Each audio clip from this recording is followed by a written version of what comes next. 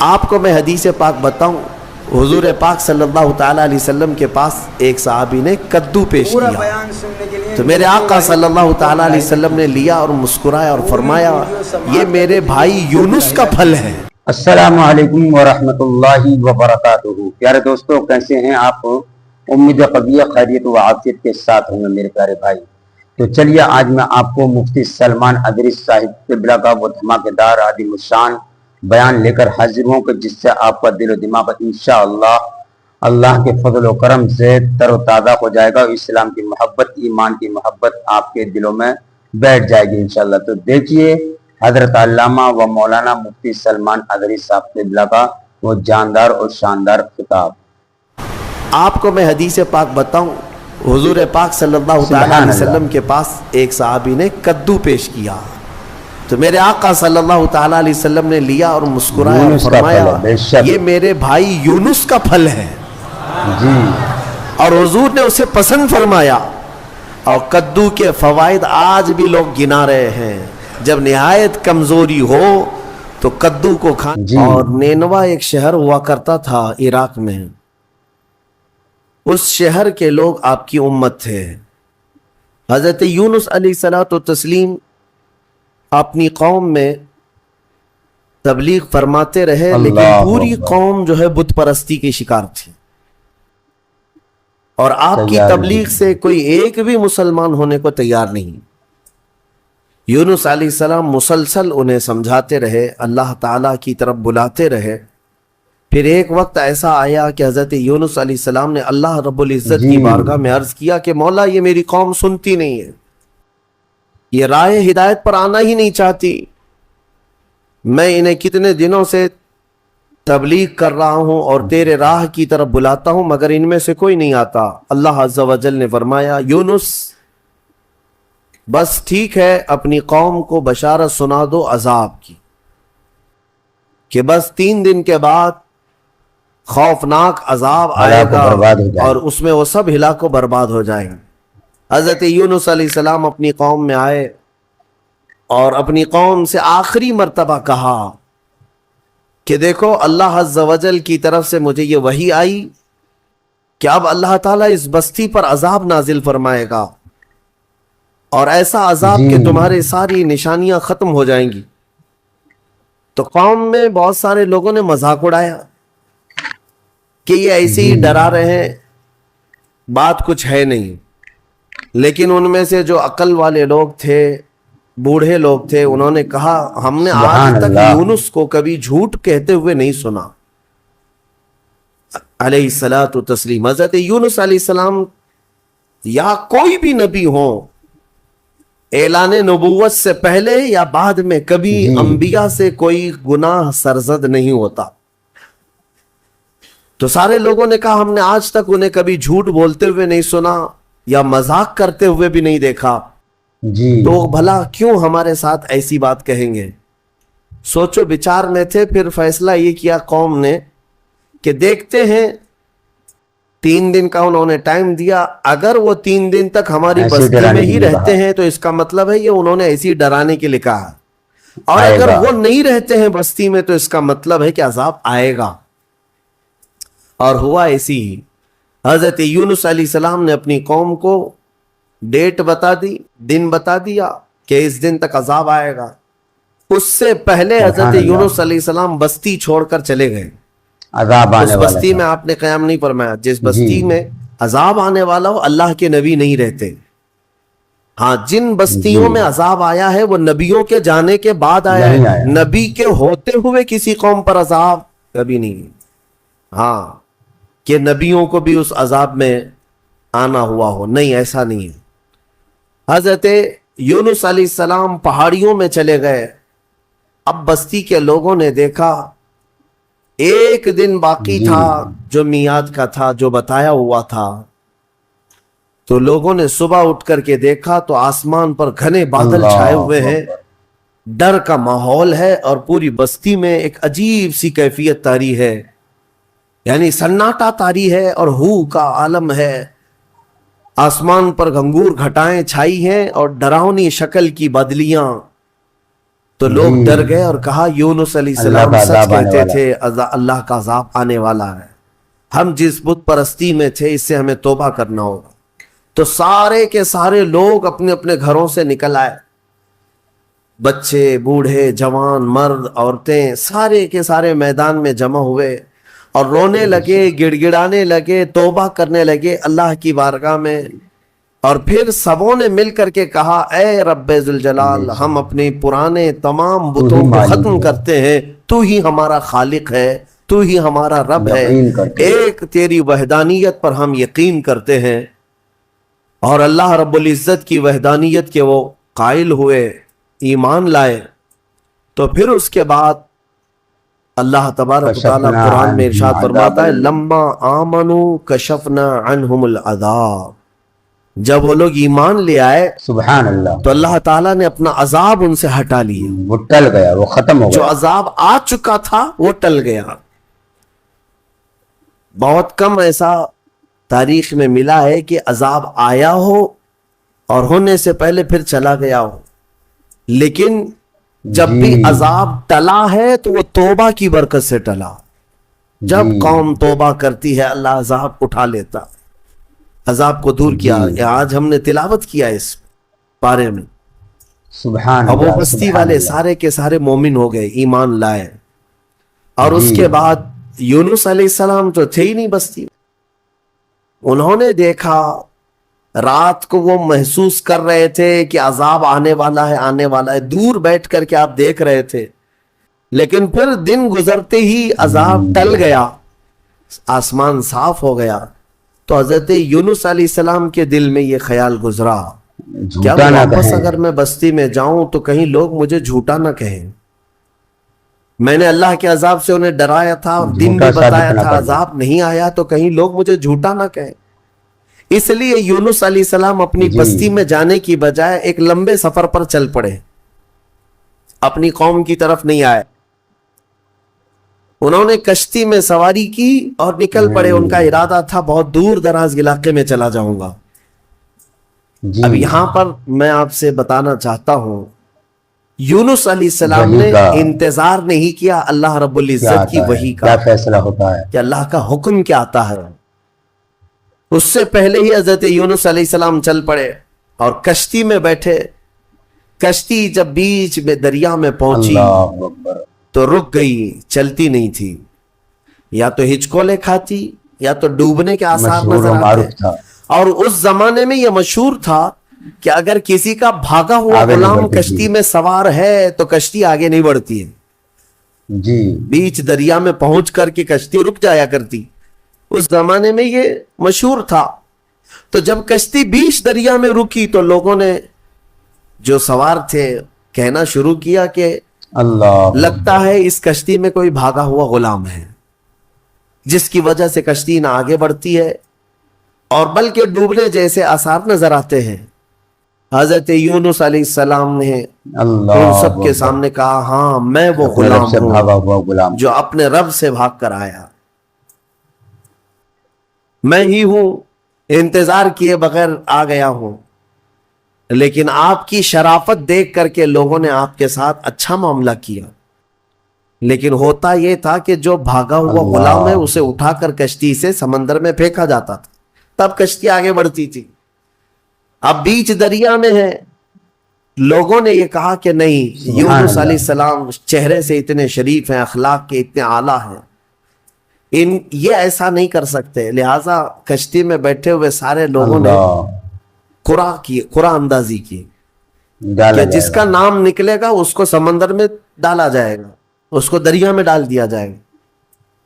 تو قرآن میں حضرت یونس علیہ السلام کا ہی نام نکلا، جب قرآن اندازی کی گئی ان کا ہی نام نکلا۔ دل نہیں مانتا، پھر بھی کشتی والوں نے کہا دل نہیں مانتا ہے کہ اتنے اعلیٰ اخلاق والے، اتنے حسین چہرے والے کسی نیک آدمی کو دریا میں ڈال دیا جائے۔ پھر دوبارہ قرآن اندازی کی گئی، دوسری بار جب قرآن اندازی کی گئی تو پھر یونس علیہ السلام کا نام، تیسری بار قرآن اندازی کی گئی پھر حضرت یونس کا نام آیا۔ تو مجبوراً سب لوگوں کا میرے پیارے دوستو ابھی آپ لوگ بنے رہیے گا، میں آپ کو حضرت علامہ مفتی سلمان اظہری صاحب قبلہ کا پارٹ 2 لے کر حاضر ہوا ہوں اسی ویڈیو کے اندر۔ دوستو میں نے محمد شریف ٹیلی کام کا کام شروع کر دیا ہے، جس میں ریچارج ہے اور سم کا بھی سسٹم ہے، اور یہ ناچیز ٹکٹ کا بھی انتظام کر رہا ہے تاکہ میں اپنے آڈینس حضرات کو ٹکٹ مہیا کرا سکوں، یعنی بآسانی مجھے خدمت کا موقع دیں۔ میرے پیارے دوستو میں آپ کی خدمت کرنے کے لیے ریڈی۔ میرے پیارے دوستو جو اسکرین پر جو نمبر چل رہے ہیں، اسکرین پر جو آپ کو امیج دکھ رہی ہے، اس کو آپ پڑھیے اور پڑھنے کے بعد میرے پیارے دوستو مجھ سے سمپرک کیجیے گا۔ تو دیکھیے حضرت علامہ مفتی سلمان اظہری صاحب قبلہ کا پارٹ 2۔ اتفاق ہوا حضرت یونس علیہ السلام کو اٹھا کر کے دریا میں ڈال دیا گیا۔ یہ حضرت یونس علیہ السلام کا دریا میں جیسے ہی ڈالا جانا تھا، دریا میں موجود ایک بہت ہی بڑی قسم کی مچھلی نے منہ کھولا اور آپ کو نگل لیا۔ حضرت یونس علیہ السلام کو مچھلی نے نگل لیا۔ اللہ اب آپ مچھلی کے پیٹ میں چلے گئے، لیکن ایک بات یاد رکھیں، مچھلی کی غذا بن کر کے نہیں گئے تھے آپ کہ مچھلی نے نبی کو غذا بنا لیا ہو، لقمہ بنا لیا ہو، بلکہ مچھلی کو حکم تھا کہ یہ تیری غذا نہیں ہے، بلکہ یہ میرے نبی کی امان گاہ ہے، حفاظت گاہ ہے۔ اور مچھلی کے پیٹ میں یونس علیہ السلام سبحان اللہ، گھنٹہ 2 گھنٹہ 3 گھنٹہ دن 2 دن نہیں 40 دن تک رہے، 40 دن تک مچھلی کے پیٹ میں رہے، اور وہ دریا میں آپ کو لے کر گھومتی رہی۔ مچھلی کے پیٹ میں اندر رہنا کیا یہ ممکن ہے یا ناممکن ہے؟ بتائیے میرے عزیزوں، آپ کو حیرت ہوگی، تھوڑا سا آپ مطالعہ کریں جی، اور سرچ کریں تو آپ کو پتا چلے گا۔ آج کی دنیا میں بھی سائنس میں یہ ریسرچ سے ثابت ہوا ہے، 2 ایسے لوگ ملے جن کو ویل مچھلی نے نگل لیا تھا۔ ایک شخص 8 دن کے بعد باہر نکلا، ایک آدمی 3 دن کے بعد باہر نکلا، لیکن دونوں زندہ نکلے۔ یہ اس صدی کی بات کر رہا ہوں میں، اس زمانے کی۔ اللہ اور اللہ یونس علیہ السلام تو اللہ کے نبی ہیں، لیکن بات اتنی ہے کہ مولا جس کو جہاں چاہے محفوظ رکھے، اللہ کے یہ نبی قادر ہے، مطلق ہے۔ 40 دن تک اندر رہے۔ اس محفوظ مچھلی رکھ کے سکتا ہے، پیٹ میں جو محفوظ چیز رکھتا ہوتی ہے وہ قادر کیا مطلق ہوتی ہے۔ ہے؟ ایک راستہ ہوتا ہے پھسلنے والا راستہ جو چربی کی طرح ہوتا ہے، اور اندر جانے کے بعد ایک بڑا گھر کی طرح سے اس کا پیٹ۔ بس یہ ہے کہ نرم ملائم گھر تو ہوتا ہے، لیکن روشنی کہیں سے نہیں ہوتی، بالکل اندھیرا۔ باقی سب آرام کی چیزیں ہیں۔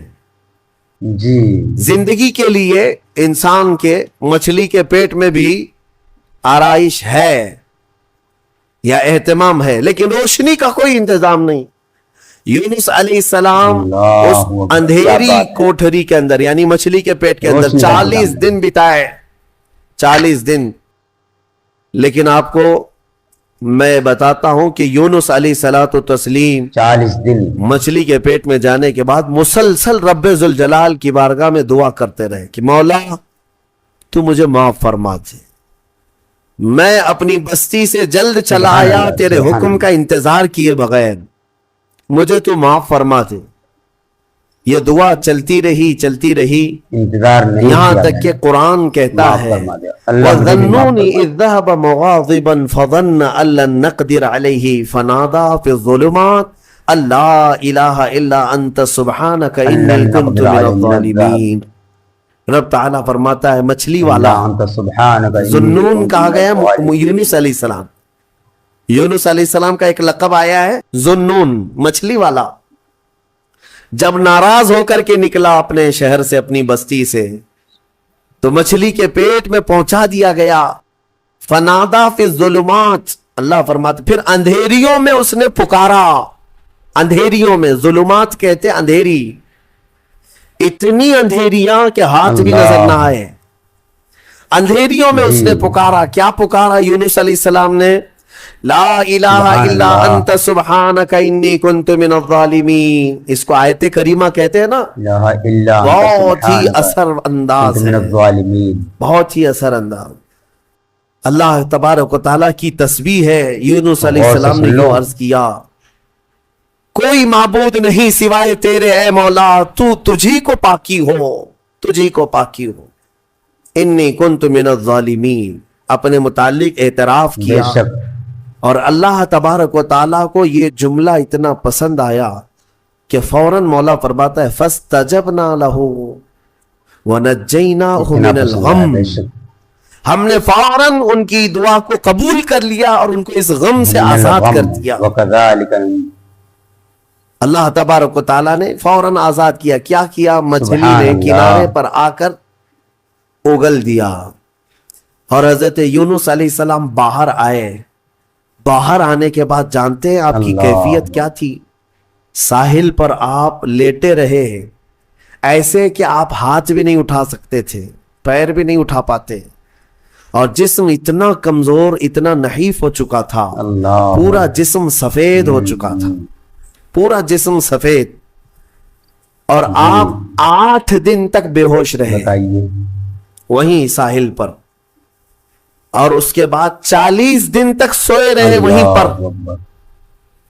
اٹھ نہیں پائے 40 دن تک. لیکن رب ذوالجلال نے وہاں پر بتائیے. آپ کا کیا انتظام فرمایا تھا؟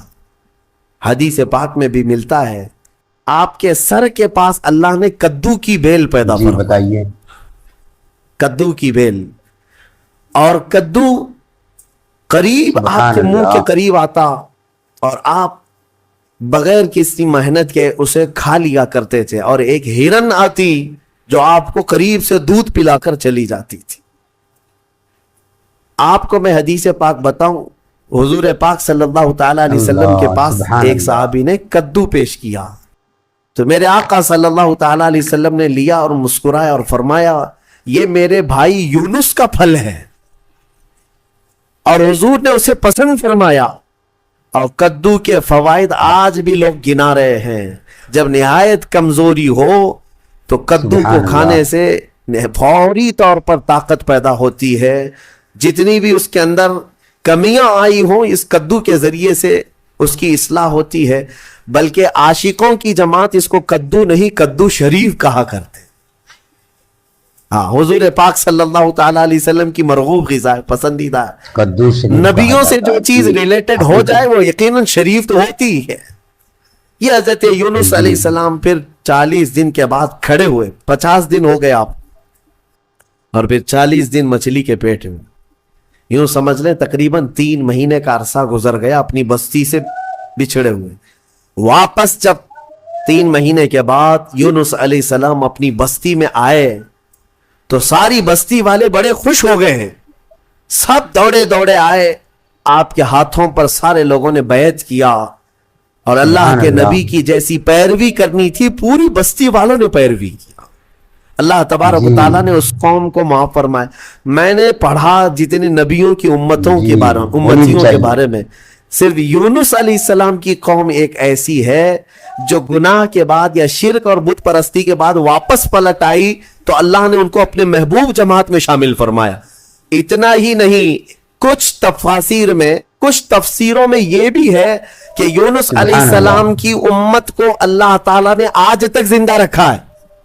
جیسے اصحاب کہف ہیں, یونس علیہ السلام کی امت کے لوگ وہ پہاڑیوں میں, جزائر میں کہیں پر ہیں. بعض مفسرین وَمَتَّعْنَاهُمْ کی تفسیر کرتے ہوئے فرماتے ہیں کہ وہ آج بھی جی. زندہ ہے, اور جب امام مہدی آئیں گے تو امام مہدی کی فوج میں وہ یونس علیہ السلام کی امت بھی شامل سبحان ہے. اللہ.